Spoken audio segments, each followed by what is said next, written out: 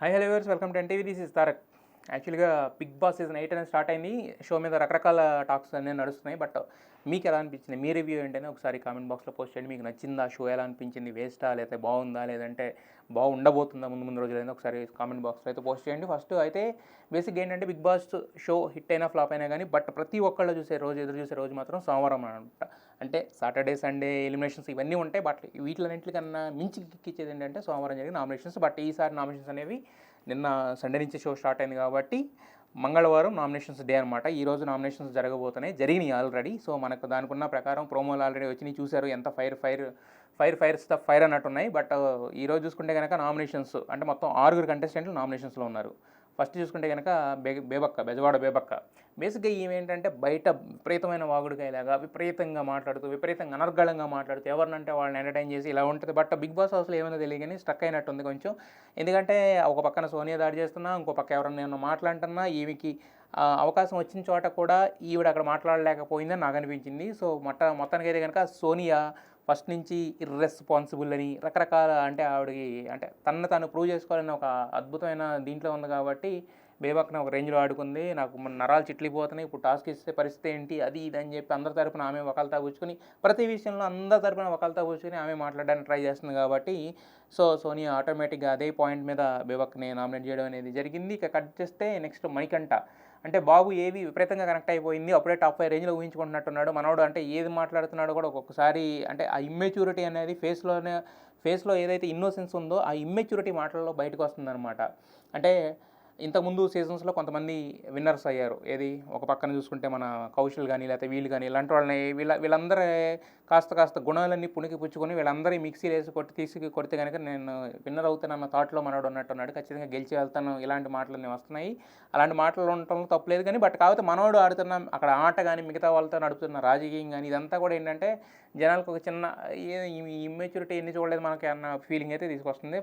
పాపం బాబు కూడా అందరితో అంటి ముట్టనట్టు ఉంటున్నాడు కాబట్టి అదే రీజన్ మీద అందరూ పెట్టి వరుస పెట్టి గుద్దారనమాట మనోడికి. సో అలాగే మణికంఠన్ దాదాపు 5 మెంబర్స్ ఫస్ట్ డేనే 4 మెంబర్స్ ఇంట్లో నుంచి బయటకు వెళ్తా నామినేట్ చేస్తే ఇప్పుడు ఈ రీజన్ తోటి మాకు సరిగ్గా కనెక్ట్ అవ్వట్లేదని లేకపోతే ఇంకోటి ఈ రీజన్స్ తోటి ఈవెన్ శేఖర్ భాషతోటి కూడా మొత్తం ఒక ఐదుగురితో నామినేట్ చేయించుకున్నాడు మన మణికంఠ బాబు. ఇక కట్ చేస్తే సోనియా. ఇంతకుముందు మనం చెప్పుకున్నట్టుగానే అంటే ఈమెంటంటే అందరి తరపున వకాలతా కూర్చుని మాట్లాడడం, అంటే వీళ్ళు ఇలా ఉండాలి, వాళ్ళు అలా ఉండాలి, మీరు ఇది చేస్తున్నారు, మీరు అది చేస్తున్నారు అని చెప్పి అంటే తనకి ఉన్న ఏదైతే ఉందో ఒక హైప్ క్రియేట్ చేసుకోవడానికి. అలాగే ఇంతకుముందు సీజన్ 7లో చూస్తాం స్పై అనేది.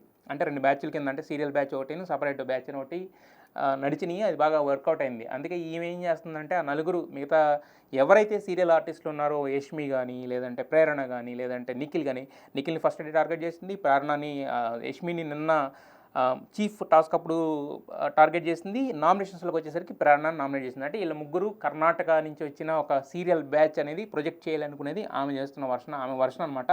సో ఆ రకంగా ప్రేరణ మీద ఆమె ఇది చేసింది. బట్ ప్రేరణ కూడా ఏంటంటే చూడడానికి అలా ఉంది, మామూలుగా క్యూట్గా నవ్వుతుంది చేస్తుంది కానీ బట్ ఆమె వాయిస్ రైజ్ చేయాల్సి వచ్చిన టైంలో ఆమె కూడా రైజ్ చేస్తుంది. సో అలా సోనియా ఏంటంటే ఇలా చేసడం వల్ల ఏంటంటే సోనియా కూడా ఒక 4-5 టార్గెట్ అయింది, ఆమె కూడా పడింది అనమాట.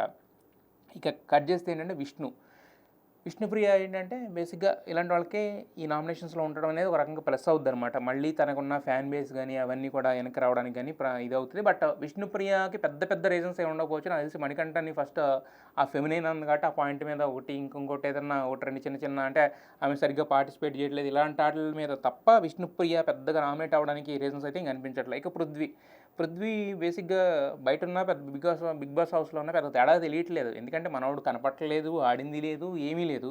మరి ఎందుకు బిగ్ బాస్ హౌస్కి వెళ్ళాడు అనేది అప్పుడు కొంతమందికి డౌట్ కూడా వస్తుంది.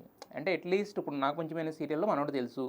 సో దాని ద్వారా కొంత ఫ్యాన్ బేస్ ఉంది. ఆ ఫ్యాన్ బేస్ ఉన్నప్పుడు దాన్ని ఉపయోగించుకుంటూ మనోడు ఏదైనా పాయింట్ పెట్టడం కానీ, పాయింట్ మాట్లాడడం కానీ, లేదంటే టాస్కుల్లో ఇప్పుడు ఈవెన్ నైనిక అసలు ఎలాంటి ఎక్స్పెక్టేషన్స్ లేకుండా లోపలికి వెళ్ళి నైనిక టాస్కుల్లో కుమ్మేస్తుంది. ఆల్రెడీ ఫస్ట్ డేకి 2 రోజులకే అమ్మాయి ఆడపులి అనే పేరు తెచ్చేసుకుంది. అంత రేంజ్లో ఆడుతుంది టాస్కులు. సోనియా కూడా అంటే అమ్మాయి ఆర్గ్యుమెంట్ ఎవరి పరంగా తీసుకుంటుంది, ఎలా తీసుకుంటుంది అని పక్కన పెడితే అమ్మాయి మాట్లాడుతుంది అట్లీస్ట్. బట్ అసలు అంటే ఇతను మన లోపల తీసుకున్నందుకు పృథ్వీ ఏ రకంగా కూడా మనకక్కడ అంటే వర్కౌట్ కావట్లేదా? లేదా అతనికి తెలుగు రాక ఇబ్బంది పడుతున్నాడా? లేదంటే ఎక్కడ ఎత్తుకోవాలో తెలియక ఇబ్బంది పడుతున్నాడా? లేకపోతే నాకంటూ ఒక స్పేస్ వస్తదనే దానికి చూస్తున్నాడా తెలియట్లేదు గానీ, మొత్తానికి పృథ్వీ కూడా బాగా తడబడుతున్నాడనమాట.